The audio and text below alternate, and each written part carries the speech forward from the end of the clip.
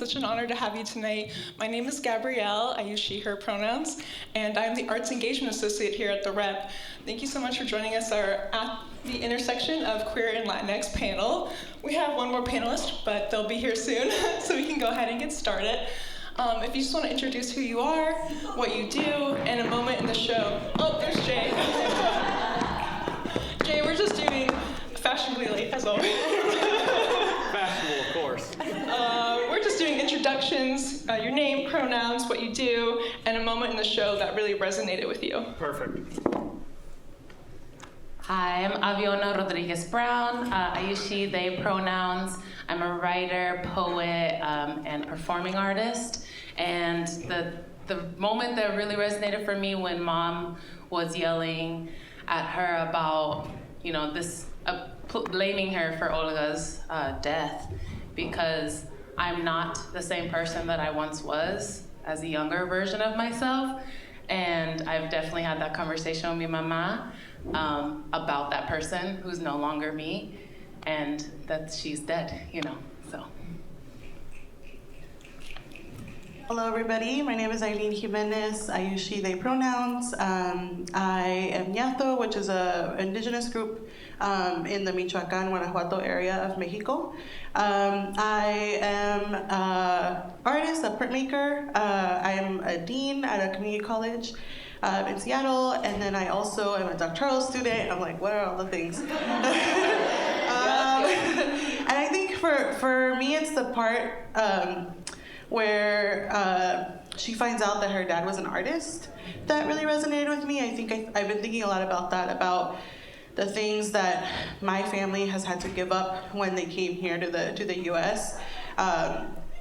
And the kind of like violence that they've experienced and the ways that they don't have room to really be themselves, right? And I think, like, I remember hearing my mom singing and humming all the time, and I think, like, I wonder if she had a different life, if that would have been a bigger part of her experience. My name is Sareni. I use she, they pronouns. More than anything, I'm a community member who likes to support a lot of the organizations here in Seattle. I'm also attending school right now to get my psychology degree. My long-term plan is to provide healthcare resources for community members that's accessible and culturally relevant. I'm trying to think. There were so many moments, honestly, throughout the show that resonated. So it was really hard to choose one. However, I think a theme that kept coming up was when I believe it's her mother saying, like, why can't you just like go ahead and just do, what you're supposed to do. And it took my 30th birthday for my parents to like accept that I was queer. Like, it took multiple times of coming out. It took a lot of conversations of just me talking about it not being a phase and other things that I felt throughout our culture that needed to be challenged. And so I think that resonated with me in the ways that I tried to show up for my family, and also being like the oldest daughter and one of the oldest grandkids. Hello, my name is Anahí. I use she, they pronouns. I'm currently a full-time college student, my undergrad at the Evergreen State College down in Olympia. I was so excited to be here today. Just want to say that. I drove up. I am currently going for a Bachelor of Arts and Science, hoping to do grad school for chiropractics, and also culturally relevant, and come back to my community in Burien. But I think one of the parts in the play that really spoke to me was at the end, just mentioning like her older sister and being the perfect daughter, so that she didn't have to be. My sister's here, she's right there. I did this shout out real quick. She's 10 years older than me, so I think a lot of what she's done, and we also experienced loss with our older brother, and her having to take on a lot of roles and really allowing me to be me. Sorry. It was a very emotional play. But like she did a lot for me to just be myself and loved me so much. And I think it is not always seen, but it is very felt, so. Hello, everyone. My name is Jay Chavez. You can refer to me however you want. I am a theater maker. I'm a teaching artist, drag queen, playwright, marine science puppeteer. That's a real job. You can make money for doing that. And I do it all. If it's theater, I've probably done it, except act. Don't do that one. And this play, wow. If you heard the loudest laugh, that was probably me in the room. I am saying that was me. Wow.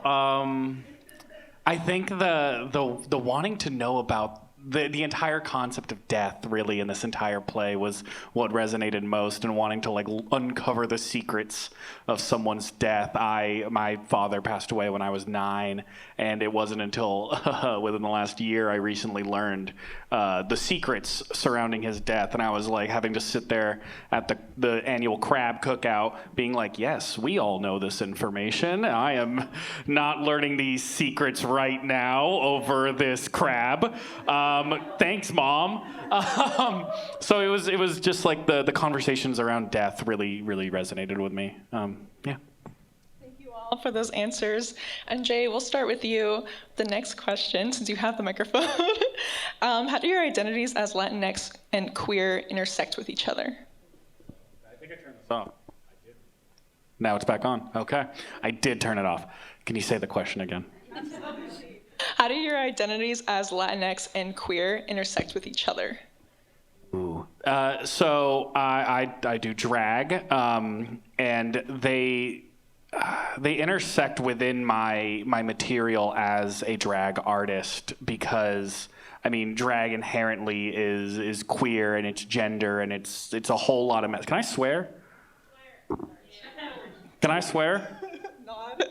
Either way, yes. I think I turned it back off. No, it's back on. I'm not touching it. Don't look at my hand. And like fucking with gender and stuff like that. And I really like to input that into my material, because I went to school in Bellingham, and there was not a lot of like black and brown representation within the queer community, and so just really, yeah, I see some heads, and so I really wanted to imbue the two within all of my art form, because I exist, and so I want my art to also show that. So that's how they intersected within the art that I create. For me, I came out as very young, and so having a lot of support from my family and friends, I never saw it as a complete intersection. They always came hand in hand. I remember like coming out to my friends in like middle school, and they were like, "Yeah, me too." Like I'm very fortunate that it was very. A lot of people were open. We had a lot of access to media, and these conversations, and that I did have people in my life who supported me and loved me. And now being in college, it was very difficult at first finding people who looked like me, who were like me. And now as I'm older, it definitely comes out in my work. I do work for my school in creating these safe spaces, and so that is definitely where they intersect now. But I've always felt like they hand in hand. It was just always both of them together. I think for me, something that I saw throughout the play was that, within the Mexican culture, it's so normal to keep secrets and to hide behind a lot of shame on traumas, on other experiences. And for me, not only did it show with my queerness and not wanting to accept that, and also struggling with that, but part of that was because of my expression. My family was very used to queer only looking a certain way. And I had 2 aunts who had come out, but they were very like stereotypical, right? And like in their eyes. And so since they didn't see my expression in that way, that's part of the reason why they didn't understand it. And so not only that, but also like mental health was something that I really struggled with throughout like my youth. And it's definitely part of the reason why I'm interested in the fields that I'm in. And so many of my family members definitely still don't acknowledge like their depression and like their mental health issues. So those are the ways that I saw like my queerness, but also like certain things within Mexican culture intersect, and just the ways that I want to continue like challenging some of those stigmas, especially around like mental health. I think this one's complicated for me. I think I carved last week this quote by Bell Hooks that talks about what queerness is, right? Beyond like who you're hooking up with, right? And thinking about how queerness demands for us as queer people to make our own kind of life and kind of express who we are outside of what people perceive queerness to be. And I think that I have felt that my whole life, not only with my queerness, but also my indigeneity, right? Like I grew up in Anaheim, which is 99% Latino. And so it was just like, we're all Latino, we're all Mexican, but in my family, you're not supposed to tell people you're indigenous outside of the house, right? Because there's a lot of anti-indigeneity stuff in the Mexican culture. And so it always felt like that. Like my queerness was really tied to my indigeneity and then tied to this word that's in Spanish, right? Jota or joteria, right? And thinking about like, you don't want to be that, right? And so all of the ways that you build who you are in public has to be like moving away from that. And so, and also like trying to think about like, what does it mean? Like, you don't mean that everyone dreams about kissing their best friend, right? Like, that's not normal, okay, right? So like lots of those things, and it's like, who do you talk to this about, right? And so yeah, so I think it's a lot of like figuring out like who I've been, who like Latinx isn't probably the first identity that I would use to identify myself also, right? And so thinking about like, how do you let people tell you who they are, right? And I think both my indigeneity and my queerness have demanded those in my life to kind of let me tell you who I am, right? And through my art and just who I am and stuff. Thank you.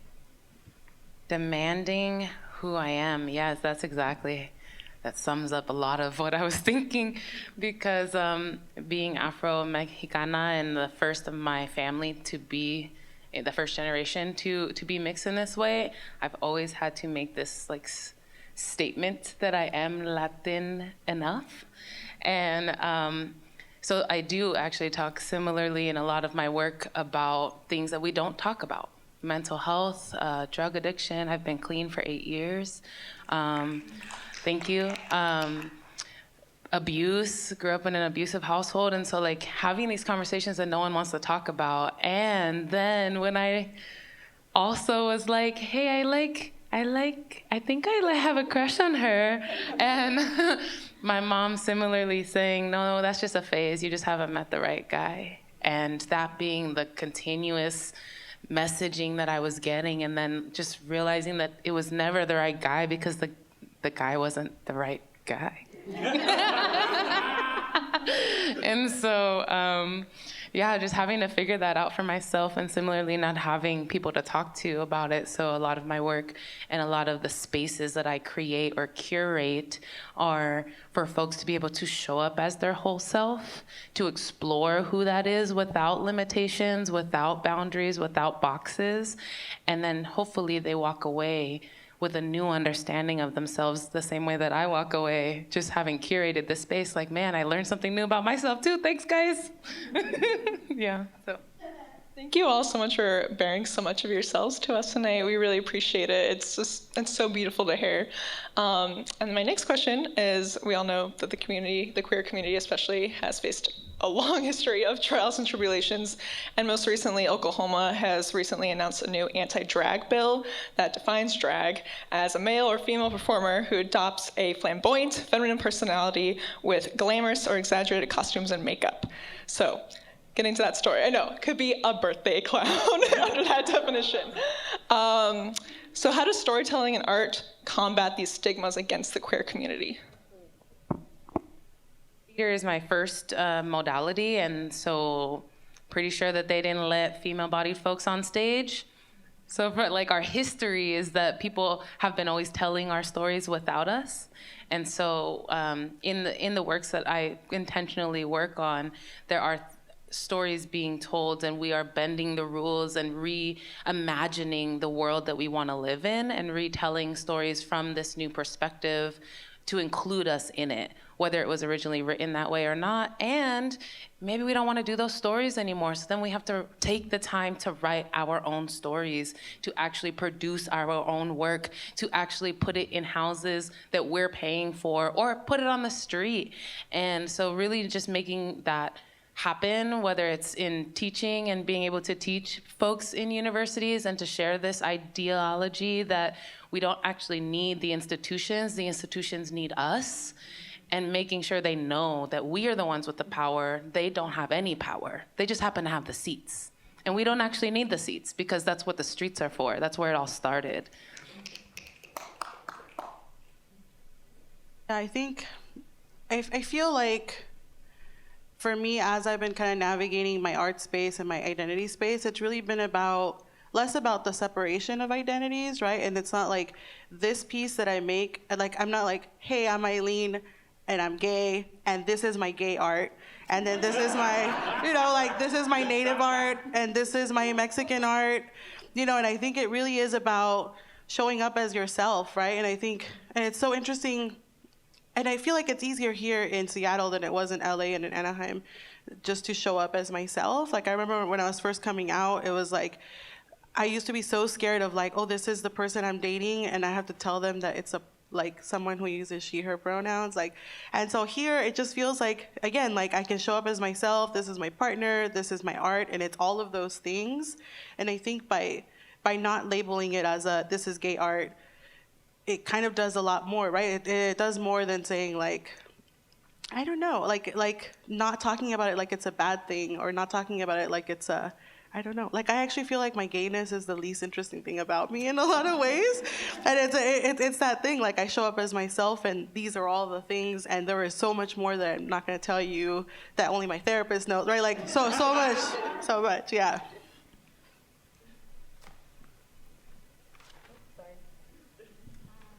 I don't produce art for people to see. I think if I produce art, it's usually just for myself. But as a consumer, I can say that seeing art that reflects myself and reflects parts of the identities that resonate with me is incredibly important. And even, the production that we saw, I felt kind of wrecked after it, but that's only because it moves so many parts of me. And I think it's important for there to continue to be art, music, and productions that allow people to see themselves, because I think that's also part of combating like some of the stigmas around, because people see themselves reflected, and that also encourages people to speak up about their own truth. And I can say that as someone who mostly consumes art, if it wasn't for so much that I saw growing up, then maybe I wouldn't have felt as empowered. You said almost everything that I was thinking. I'm also not a big producer of art, but definitely a consumer. Visual arts, audio arts, everything. I just 100% agree with what you said of being able to see myself and also see how multifaceted people are in all of their identities, and who they are is eye-opening, and it's beautiful to see and amazing to talk to people about. It creates so many conversations and leads to so much more. And it's, yeah, you just said everything I wanted to say. But yeah. I'm a playwright, as I mentioned, and I my art is not for everyone, but it is accessible to everyone. Wrote that in my personal statement. And when I create art, or I write a play, or I have a concept, it's for people like me. And if at any degree, I'm a lot of different things, but I write, if you find one little thing that you connect with in me, that's what I want. But my plays do not focus on the trauma of being gay, the trauma of being non-binary, the trauma of being Latino. I don't write plays about my trauma. Don't look at the last play I wrote. But I write for people like me to be on stage and showcase the range of human emotions that are not just, oh, you're brown, guess we gotta kill you on stage. It's like, no, I want to die for a different reason.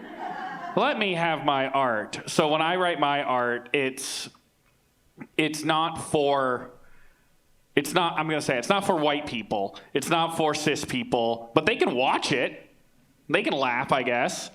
But I write theater to let other people know that I am a full human and I have a range of emotions that are beyond my identities, and I will live a life beyond that, and anyone can exist in my theatrical spaces and allow that. Because I write weird shit. But I want it to be people like me on stage doing it. I think I answered a question. Thank you, Jay. And as you mentioned, trauma that can come up a lot of the time. How do you create a healing space for yourself? And anyone can feel free to answer that.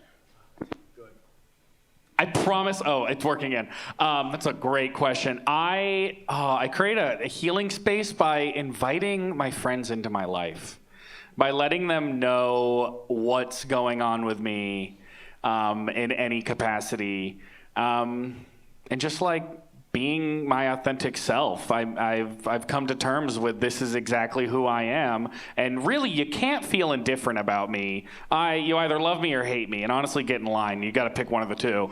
And so I created that healing space by building a community of people who do love me, because I love me. Why don't you? So yeah. I can answer this one too. For me, creating a space of healing, I think that was what it was, comes from creating a safe space. And growing up, I definitely am grateful that I had a lot of safe places and know what that feels like and knows what it means when people love me for me and appreciate me. And I was going over the questions in the car and was raving to my friend about it at school, because I have so many with so many of my friends, and I'm so happy that we can I don't think I have a single college friend that's not queer. So every place that we go to, we're it is a safe space for everyone to be their most authentic selves. And for us to just be and exist in that space is so healing. And the joy that comes from that fills my heart so much. I'm pretty much just repeating what y'all said. I, like many people nowadays, look to Instagram for a lot of therapeutic help. And something that I saw earlier this week was talking about how self-love is not, you can't create self-love in isolation. And so I've been thinking about that a lot, and how important it is to surround ourselves with people that love and care about us, but also that understand the complexities and layers of themselves and of ourselves, like us. So I also agree with y'all. I think for me, creating a safe space has meant creating community and to seeking out spaces that honor that and that also center healing in all the ways. because also healing can be pretty messy, and so like acknowledging that. I think the community piece feels really resonant also, is thinking about surrounding myself with people where I feel like all the things that have been inside can live outside and then feel loved and cared for, right? And I think that I do that with my art too, but I think for sure like boundaries, and then having people respect boundaries and like appreciate boundaries, and I think the community piece also resonates with me. I don't know. I will just be honest with you. Like every day it's something different, coming from a different angle, coming from a different person. It hits really hard and really deep. And so every day it's a different thing. Sometimes it's my art. Sometimes it's hiding in a corner under a blanket. Sometimes it's unmasking for myself. I didn't even know I was masking. Sometimes it's letting my partner hug me. Like, it's not, I don't have an answer because it changes, because I'm changing and I'm learning. I'm so glad to hear that you're working on boundaries, or you have boundaries, because I'm learning about boundaries. Because my family don't got boundaries. Your family got boundaries? Your family got boundaries? Like, if your family got boundaries, stand up. Like, because none of us have boundaries. So yeah, that's my answer. It was really beautiful. And to wrap us up for the evening, after this gorgeous conversation, can you please finish the sentence with your own statement? I am not your perfect blank. I'm not your perfect ruca. Like, I'm not. That's not me. I know I'm gonna be super cheesy and just say daughter, probably, because I think I identify as everything outside of that now. So yeah. I am not your perfect queer femme. I thought so long and hard about this, but I am not your perfect queer chingona. I didn't think so long about this one.